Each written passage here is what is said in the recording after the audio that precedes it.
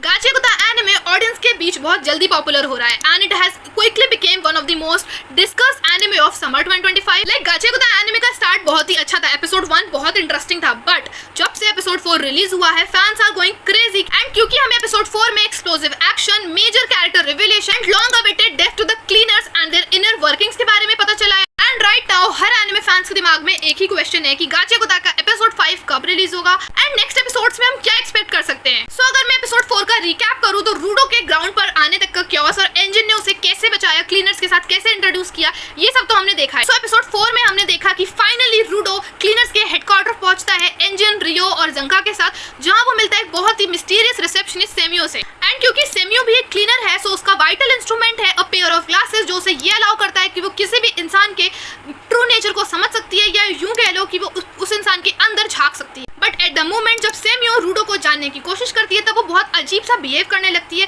जैसा उसे रूडो के बारे में कोई बहुत ही डिस्टर्बिंग विजन आया हो, जो लिटरली आगे के एपिसोड्स में किसी डीपर मिस्ट्री की तरफ इशारा करता है रूडो की पावर्स को लेके। आगे एंजिन रूडो को क्लीनर्स के बॉस से मिलवाने की कोशिश करता है। सेमियो बताती है कि बॉस बिजनेस ट्रिप के काम से कहीं बाहर गए। आगे हम ये देखते हैं कि रियो रूडो को ये ऑफर करती है कि वो एक्चुअल फील्ड मिशन को पास से देखना चाहता है एंड ये जानना चाहता है कि आखिर कैसे क्लीनर्स ट्रैश बीस्ट के साथ लड़ते। सो आगे हम रियो को ट्रैश बीस्ट से लड़ते हुए देखते हैं, जहां वो अपने cool vital instrument a massive pair of scissors, जिसे रिबर कहते हैं, उसका इस्तेमाल करती है, जो वो अपने पैरों से यूज करती है।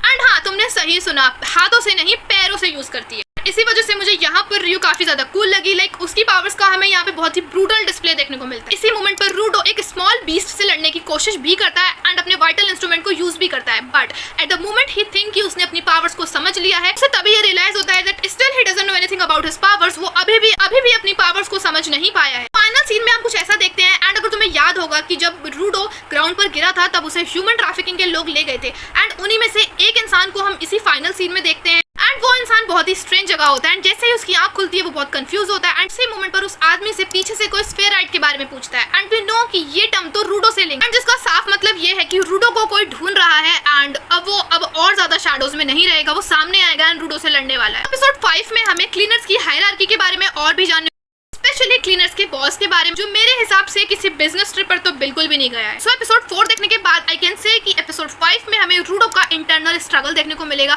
जो उसे एक कदम और पुश करेगा अपनी एक्चुअल पावर्स को मास्टर करने के। एंड आगे के एपिसोड्स में हम ये भी एक्सपेक्ट कर सकते हैं कि रूडो का कॉन्फिडेंस बिल्ड होता नजर आए अपनी पावर्स के ऊपर, या फिर उसे कोई मेंटोर मिल जाए जो उसे आगे की उसकी जर्नी के लिए गाइड करे। इवन आगे के एपिसोड्स में हमें विलन भी देखने को मिल सकता है। Do you think what's your thought on episode 4? Do let me know in the comments and episode 5 के लिए तुम्हारी क्या एक्सपेक्टेशंस है वो भी बताना।